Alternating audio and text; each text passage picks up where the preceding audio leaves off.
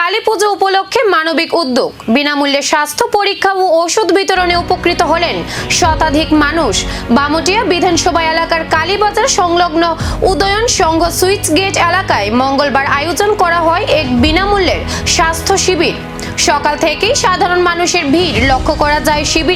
শিবিরে শতাধিক মানুষের স্বাস্থ্য পরীক্ষা করা হয় এবং প্রয়োজন অনুযায়ী বিনামূল্যে ওষুধও বিতরণ করা হয়। আয়োজকদের বক্তব্য, সাধারণ মানুষের কাছে স্বাস্থ্য পরিষেবা পৌঁছে দেওয়াই ছিল এই উদ্যোগের প্রধান উদ্দেশ্য।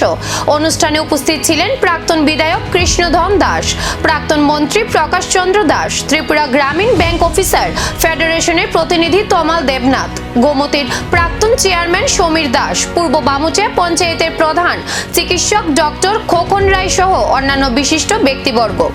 একাধিক ওষুধ প্রস্তুতকারী সংস্থার সহযোগিতায় আয়োজিত এই স্বাস্থ্য শিবিরে সাধারণ মানুষের ব্যাপক সাড়া মিলেছে। আয়োজকদের আশা, ভবিষ্যতেও এ ধরনের জনস্বার্থমূলক কর্মসূচি নিয়মিতভাবে আয়োজন করা হবে। আপনাদের এই উদ্যোগকে স্বাগত জানাই। স্বাস্থ্য ক্যাম্প মাঝে মাঝে হয় কোথাও কোথাও, এটা আমাদের প্রাক্তন বিধায়ক একটা দাবি রেখেছেন যে কন্টিনিউ করলে সেটা খুবই ফলপ্রসূ। এটা সঠিক কথা।